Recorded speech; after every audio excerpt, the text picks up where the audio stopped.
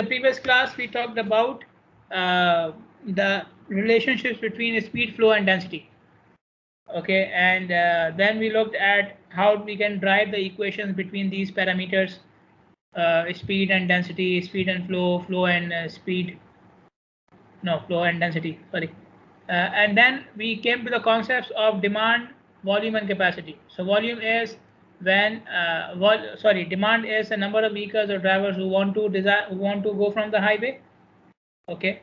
Capacity is a maximum number of drivers who can go from the highway. By drivers, I mean the vehicles that can pass from the highway. And what was the third one? The volume is the actual number of drivers which are passing through the highway. So capacity is the maximum and volume is the actual. Okay, so the demand is the main parameter. Demand can be more than capacity as well. Demand can be more than capacity as well. Okay. So if the demand of the road is more than capacity,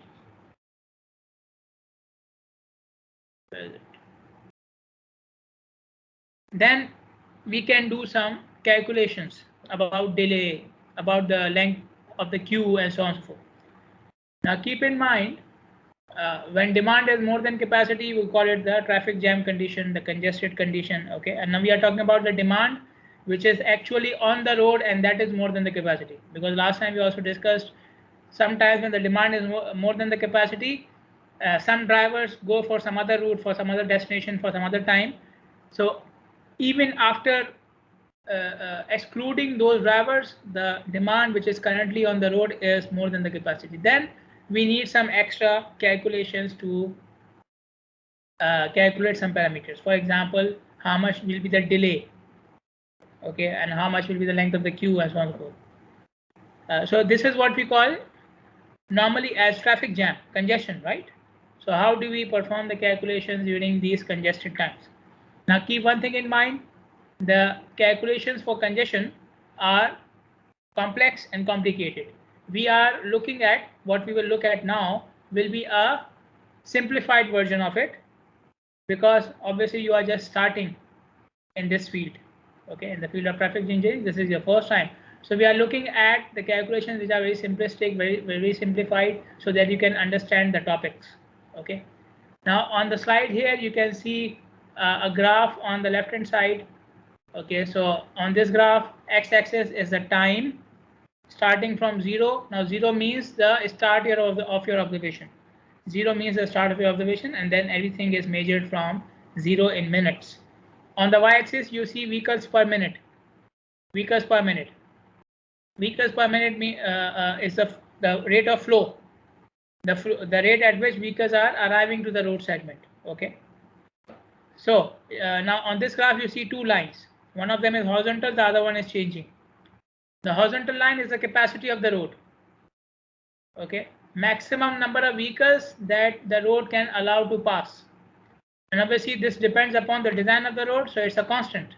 The design of the road cannot change from one time to another time. So you can see it's a horizontal line because there's a maximum and it will not change.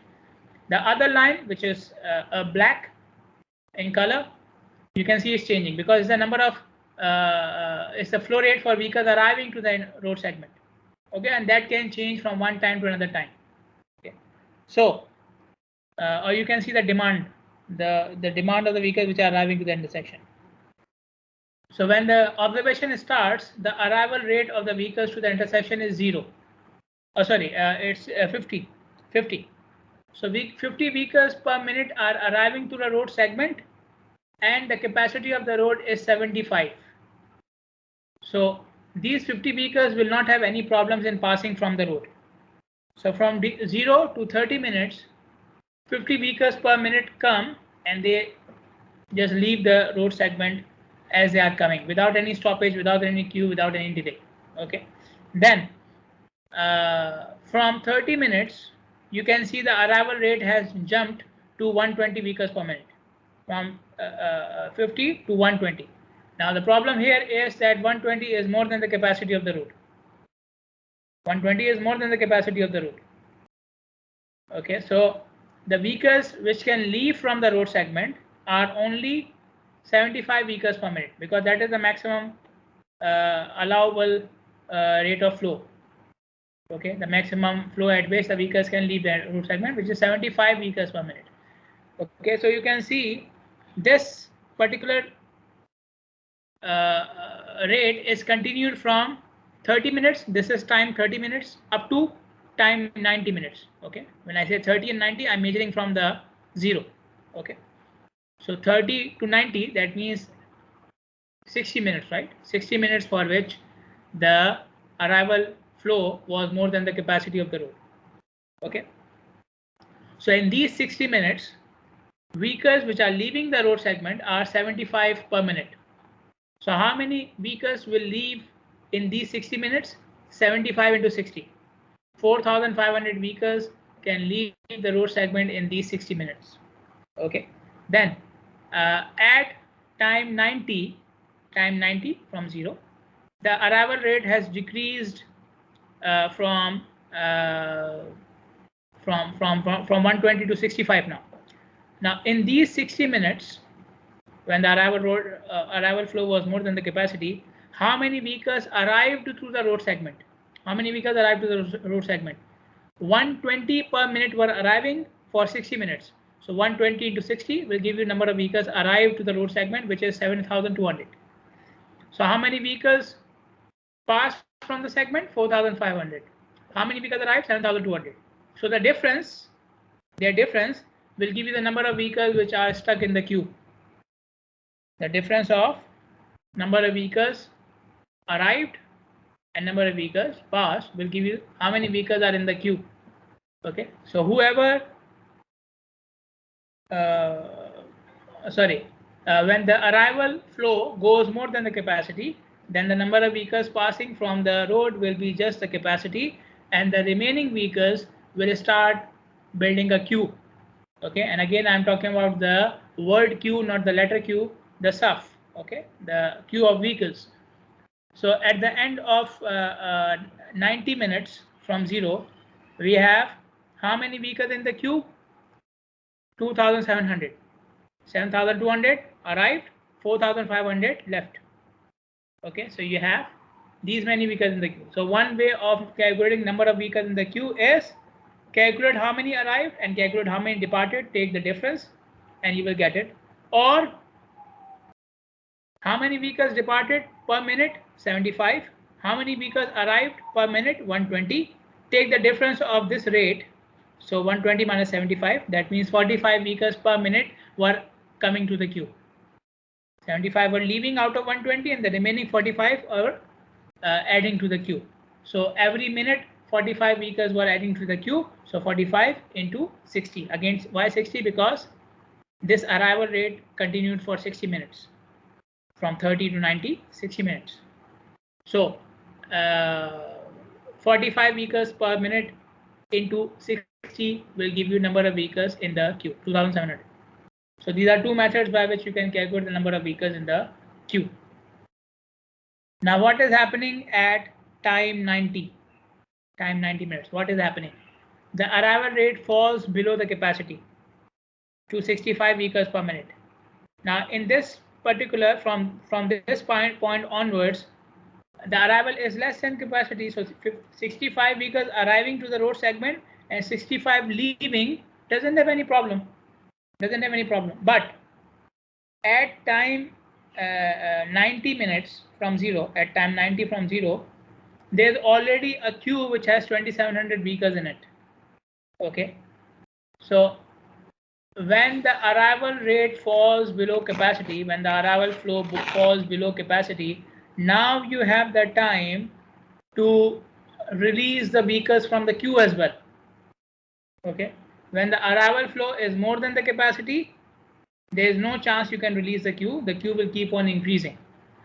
If the arrival is equal to capacity, then the queue will remain constant. 75 vehicles will come, 75 will leave from the front, and the queue will remain as it is. The number of vehicles in the queue will remain as it is. But when number of vehicles arriving are less and the capacity is more, then those number which arrive will leave from the front, and then you have extra space on the road to release vehicles from the queue as well. Okay, so 65 vehicles will join from the back 65 will leave from the front plus some extra vehicles because 65 is below the capacity. So whatever extra space you are left on the road, this extra space will be utilized by the vehicles from the front of the queue to leave the queue. So the queue will start to decrease once the arrival flow is less than capacity. When the arrival flow is less than capacity, the vehicles from the queue will start to release and the queue will start to decrease. So 65 vehicles are coming and the capacity is 75. So from 90 minutes onwards, 75 vehicles per minute will start to go, from which 65 are those which are arriving, okay, and 10 which are from the queue. Okay, so total is 75, which is equal to capacity. Now, at what time the queue will completely be gone? At what time the queue will be completely released? Okay, so every minute the arrival is 65 and the departure is 75. So every minute you are releasing 10 vehicles from the queue. Every minute the queue is decreasing by 10 vehicles. How many total number of vehicles we have in the queue? 2700. We already calculated. Arrived minus passed. So 2700 vehicles are in the queue. From these 2700, 10 vehicles are leaving the queue every minute from 90 minutes onwards. Okay, from this point onwards. Okay, I'm talking about this point onwards. So 10 vehicles leaving every minute. How many minutes you need to release the 2700 vehicles from the queue? Obviously, 2700 divided by 10. 2700 total number divided by 10 vehicles leaving per minute. So you need 270 minutes. 270 starting from 90 minutes again, because from 90 minutes onwards the queue will start to decrease. Before you reach the 90-minute mark, the arrival is above capacity, the queue will not decrease. So 270 minutes starting from time 90. Okay, so 90 plus 270 will be 360 minutes. Okay, so in this manner you can calculate number of vehicles in the queue and the time required to get rid of the queue. Okay, now obviously I have done all the discussion here. If you have any questions, let me know, okay, before moving forward, because the next calculation is also about the same example. So if you have any questions, please go ahead. Any questions, any problems, any queries? All clear, right? Okay.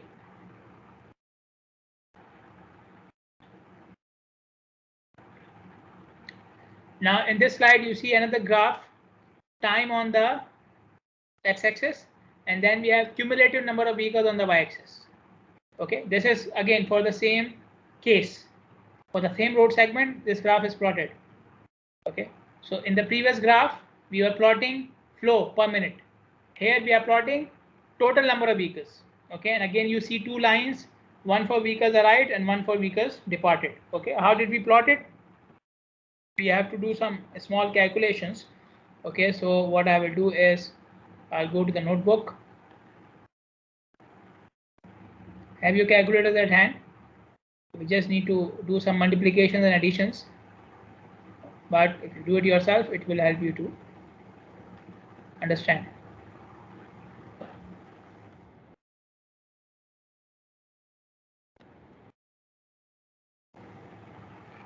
Okay, so I will make a table here. I need times, rate, arrived, departed. So time is 0, then 30, then 90, then 360. Why did I take 360? I will explain in the end. Flow, vehicles per minute. Let me say arrival.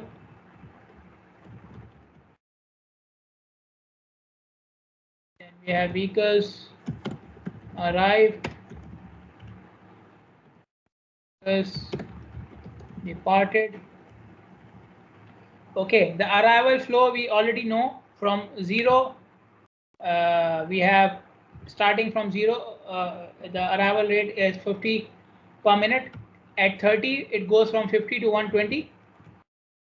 Then at 90 minutes, it goes from 120 to 65, and then it will continue so for the rest of the time. Okay, so these are the arrival rate. You already know it from the last slide. Okay, I did not change it. How many vehicles arrived? So we are starting from 0. Okay, so when we started, no vehicles arrived, so 0. Okay, then from 0 to 30, from 0 to 30, the rate at which vehicles were coming were 50 per minute, 50 per minute. So I will take the rate and multiply with the duration. So 0 to 30, the duration is 30 minutes, right? So multiply by 30. So it will be 1500 vehicles. 1500 vehicles. Okay. So at till time 30, from 0 till time 30, 1500 vehicles came. Okay, came. Then from 30 to 90, the flow became 120 vehicles per minute. Okay, so 30 to 90, again I will multiply with the duration. 30 to 90, duration is 60 minutes, so multiply by 60. Okay, and now I'm calculating cumulative value. So cumulative means you have to add the previous value as well. I'm calculating total cumulative starting from 0. Okay, so 120 to 60 is the number of vehicles arrived between 30 and 90. Then I have to add the previous value, which is 1500. How much is this? Give me this value. 8,700. 8,700. Okay, then again I will add the previous value plus the arrival rate, which became 65, and for the duration is from 90 to 360. From 90 to 360, duration is 270 minutes. Okay, 270 minutes. So 65 per minute multiply by 270. 270 is the number of minutes from 90 to 360, and this gives me how much?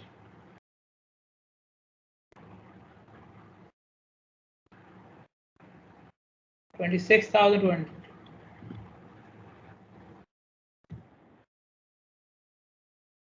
Okay, till time 360, 26,250 vehicles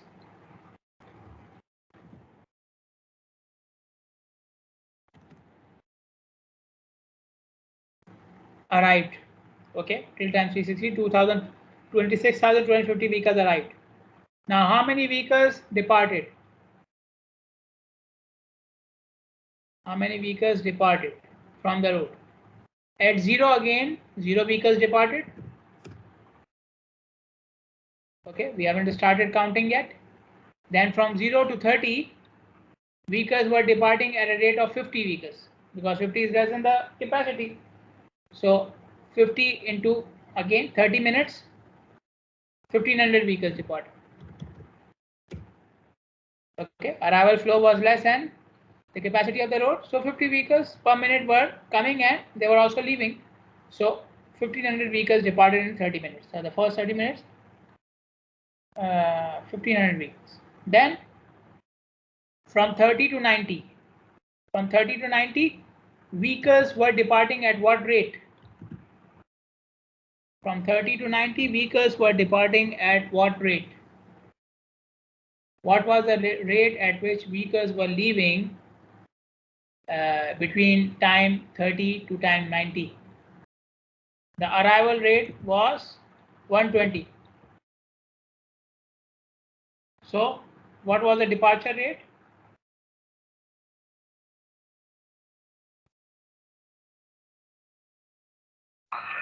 65, Doctor. 65. Why? Why 65? Why 60? Between time 30 to 90, vehicles were departing at 60 per minute or 65 per minute. Why? The arrival rate is 120 per minute. So at what rate they are leaving? I already told you. Let me go to the previous slide. Maybe you forgot the number. Tell me now. Between time 30 and 90, what is the departure rate? At what rate they are leaving? 75, because that is the capacity, right? The arrival became more than the capacity, so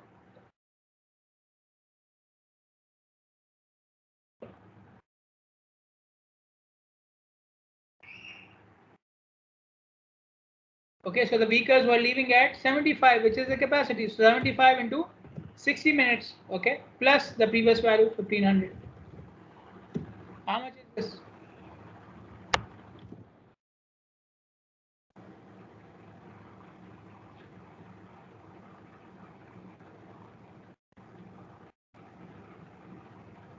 How much is this? 1500 plus 6000. Okay. Okay, then 6000, the previous value, plus again, at what rate were the vehicles were departing in this time from 90 to 360? From 90 to 360, at what rate the vehicles were leaving the segment? Again, if you look at this figure, or maybe if you look at these calculations, it will help you. From time 90 to time 360, which is here, at what rate the vehicles are departing the road segment? Also 75. Yes, 75. Both of you are correct, because still we have the queue. So 75 into 270. So why did I stop at 360? Because the queue ends at time 360. Okay, we need 270 minutes to release the queue, right? So that's why 90 plus 270 will give you 360. So that's why I made this table up to 360. Now how much we have?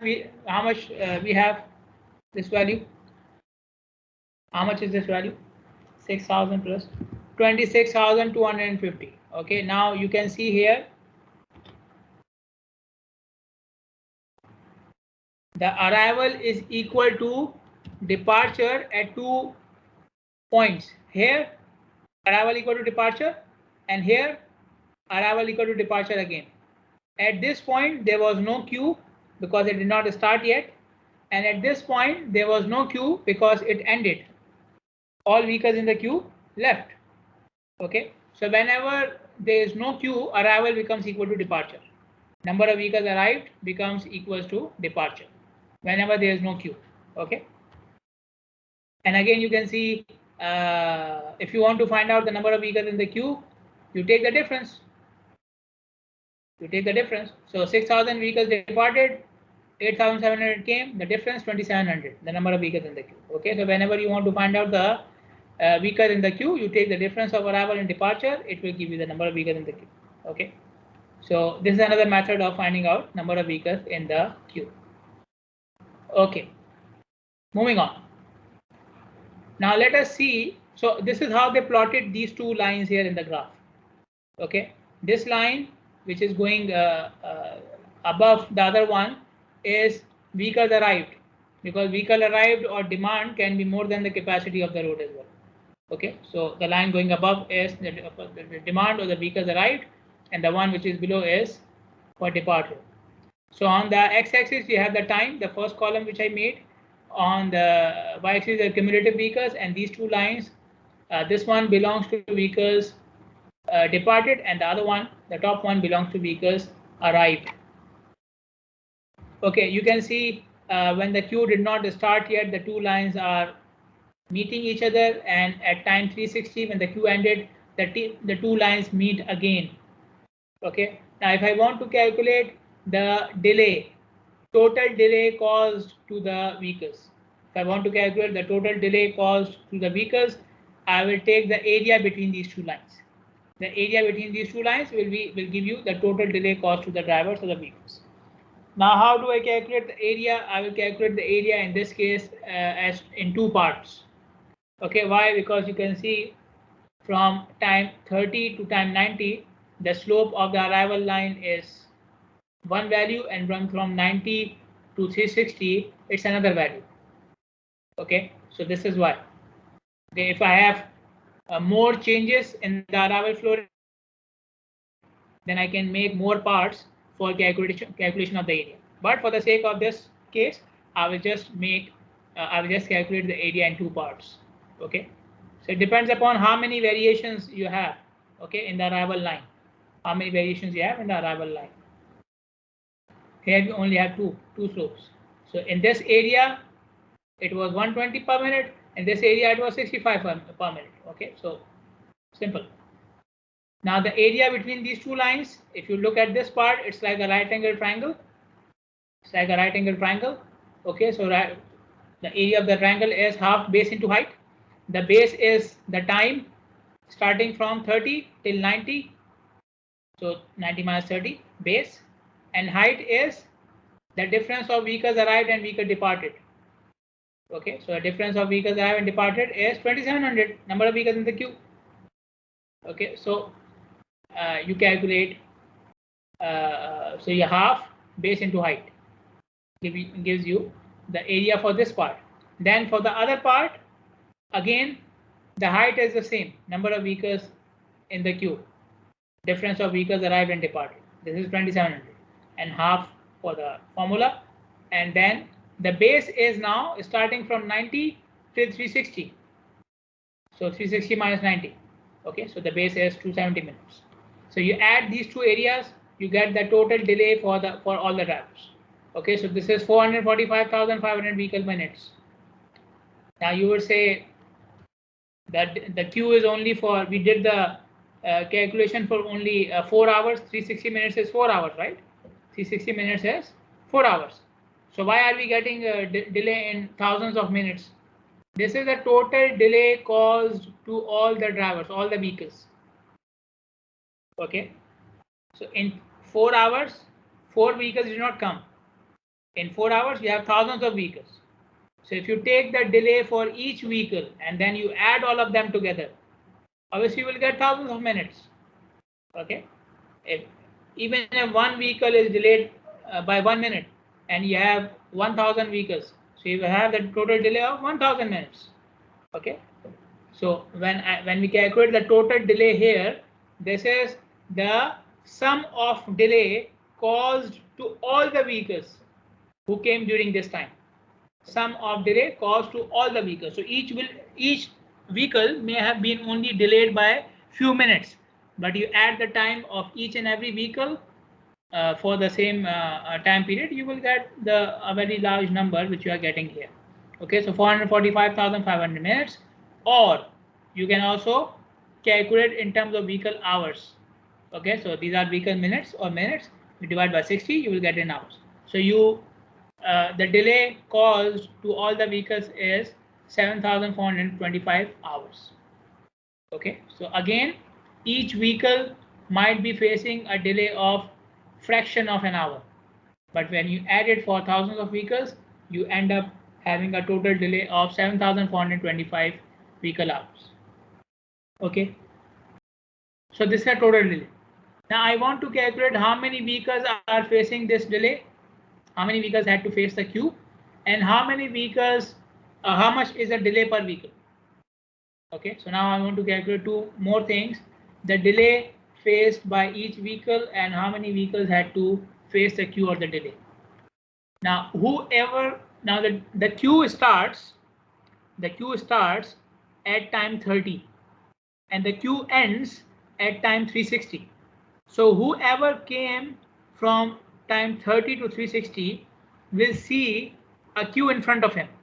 Whoever came to this road segment after 30 minutes till 360 minutes, he will see a queue in front of him. So he has to come and join the queue, and he will only move from the segment when he is in the front of the queue. Okay, so the queue is causing him delay. The queue is causing him the delay. So whoever arrived after time 30 minutes till time 360 minutes will take some part of this delay, 7,425. Okay, so this 7,425 is the delay for all vehicles who came from time 30 to time 360. Okay, so from 30 to 90, how many vehicles came? 120 per minute into 60 minutes, plus vehicles who came from 90 to 360, which was 65 vehicles per minute. So 65 into 270 minutes. Okay, so total number of vehicles who came between time 90 to time 360 is 60 into 120 plus 270 to 65. 60 the time between 30 and 90, and 120 is the rate at which these vehicles were coming between 30 and 90, and 270 from 90 to 360 time multiplied by the rate at which they were coming, 65. Okay, so from time 30 to time 360, 24,750 vehicles arrived to the road. 24,750 vehicles arrived to the road. Okay, and all these vehicles had to join the queue because when they came, the queue was already there. So 24. So this delay was shared, or this delay was caused to 24,750 vehicles. Okay. So if you want to calculate the delay per minute, or delay per vehicle, take the total delay, divide by the number of vehicles who face the delay. Total delay divided by the number of vehicles who face the delay. Total delay 445,500 minutes divided by 24,750. Okay, why I'm taking in minutes? Because I want to avoid fractions. If you take it in hours and divide by 24,000, you'll get a value in fractions. To avoid the fractions, I'm taking it in minutes. So every vehicle on average, keep in mind this is an average value. Average delay per vehicle is 18 vehicles per minute. Obviously, vehicles who came near 30-minute time or near 360-minute time will face less delay. Vehicles who came between that may be facing more than 18 minutes delay. But on average, all vehicles who came during time 30 to time 360 faced a delay of 18 minutes. 18 minutes. So 18 minutes for each vehicle, and then you add this time for 24,750 vehicles. The total delay is 445,500 minutes. Okay, or in hours, 7,425 hours. Okay, so this value, the D value, is the delay caused to all the vehicles, and this 18 minutes is the average delay for each vehicle. Okay, now any questions, any problems? Any question? Please go ahead. Doctor, can you please clear? Everything is clear? Delay? Can you please repeat the delay for each vehicle? So the delay for calculating the delay for each vehicle, you must know how many vehicles faced the queue. Okay, so the queue started from time 30 and it ended at time 360. So we calculated the number of vehicles who came during time 30 to 360. How many vehicles came between time 30 and 90? These many vehicles. 60 minutes into 120 per minute. How many vehicles came between time 90 and 360? These many vehicles. 270 minutes into 65 per minute. So from time 30 to time 360, 24,750 vehicles arrived.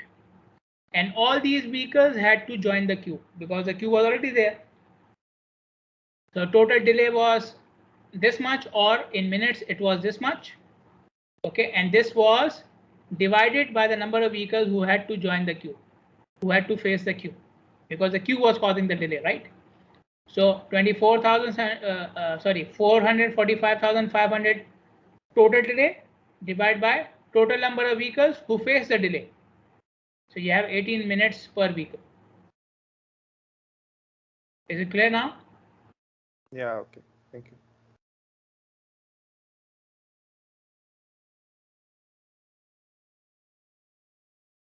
The area between these two lines, the delay is calculated as area between these two lines.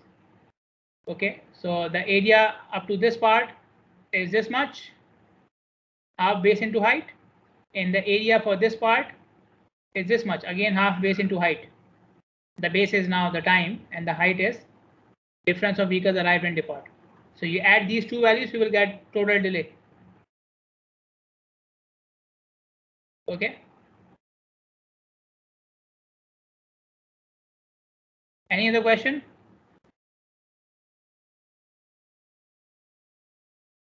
Okay, now the condition which we have seen in the previous example is starting from time 30 is what we call as breakdown. Breakdown. Okay, so what is a breakdown? Breakdown is the condition in which the demand goes above the capacity of the road. Breakdown is a condition in which the demand goes above the capacity of the road, or the volume which is arriving to the point of the highway, the starting point of the highway, is more than its capacity. This is what we call as a breakdown. The breakdown usually happens at these three locations, when you have an on-ramp or a merge point or an intersection. Okay, so on-ramp means you have a highway, okay, and a ramp is coming onto the highway. So at this particular time, at this particular point, you can have a breakdown because the number of vehicles arriving to the highway may be more than the number of the summation of number of vehicles arriving from the ramp and the number of vehicles which are already on the highway may be more than its capacity. So this can be a breakdown point. Okay, then we have major merge point. Major merge point is what? Where two highways are merging into a single highway. Okay, so it is similar to a ramp, but you know ramp is a small part of the road which is 1 or 2 lanes, but we are calling now here saying two highways are meeting directly at a point. Okay, two highways are directly meeting at a point. Okay, so that can be a merge point, or an intersection can be a merge point. Oh, sorry, an intersection can be a breakdown point. An intersection can be a breakdown point. So in summary, I can say wherever flow from a different highway is coming to your highway can be a potential breakdown point. Okay, it can come from a ramp, or it can come from where two highways are meeting at a point, or it can come from an intersection. Okay, so wherever the flow from a different highway is coming onto your highway, that can be a potential breakdown point. The summation of the flow can be more than the capacity of the highway. So this particular example, this particular figure shows you a merge point. This is a merge point. So you see approach 1 is one highway, approach 2 is another highway, and then you have the other highway in which these two highways are merging. Okay, so for each highway, the C, D, and B is given. You can see the boxes here. C means capacity, D means demand, B means volume.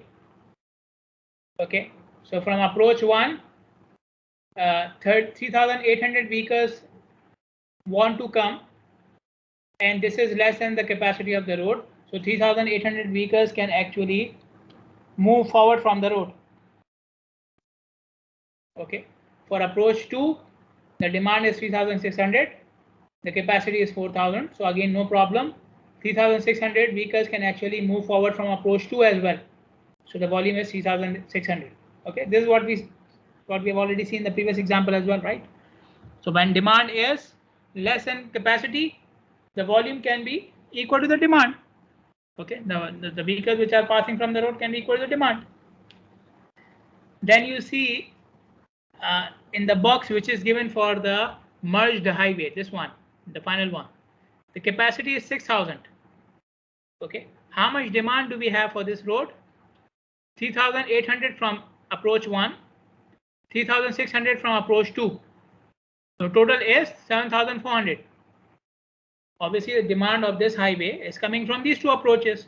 So if you add the demand of approach 1 and approach 2, it will give you the demand for the final highway, which is 7,400. Okay. Now you can see here in this case, demand is more than capacity. Demand is more than capacity. So whenever demand is more than capacity, the highway will have volume equal to capacity. Okay.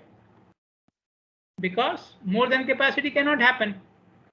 The highway cannot serve more than its capacity. So from 7,400 vehicles, 6,000 will leave the highway, which is equal to the capacity, and the remaining 1,400 will start forming a queue at the merge point. So this is the merge point here. Okay, like I've marked here, this is the merge point, and from this merge point, you are going backwards with the queue. So this area which is shaded here has the vehicles which are waiting in the queue because they do not have a chance to move forward from the road. Okay, so until this situation continues, the queue will keep on extending into approach 1 and approach 2. When the demand coming from approach 1 and approach 2, the summation of the demand the summation of the demands coming from approach 1 and approach 2 goes below the capacity of this load, the final load, then the queue will start to decrease, and then you will see at some point in time there will be no queue. Okay, and then the like we have done in the previous example, the same cycle can be repeated. Okay, so this is an example of a merge point, the breakdown happening at a merge point, because the demand coming from the approaches of the merge point is more than the demand of the hive. Okay, now I have another example related to this demand and capacity concept, but obviously I cannot do it today, so do it tomorrow, inshallah. Do you have any questions, any problems? Any questions, any problems, suggestions? Yeah, go ahead. You said when the capacity is equal to the demand, there is no queue, right? When the capacity is equal to the demand, if there is already a queue there, like earlier it was more than the demand, earlier the demand was higher than the capacity, so at that time a queue was already made. Okay, and now that at some other time the demand and capacity are same, so the same queue length will continue, the queue will remain constant. So if it was 0 earlier, it will be 0, but if you already had 2000 vehicles in the queue, it will remain 2000 if capacity is equal to demand.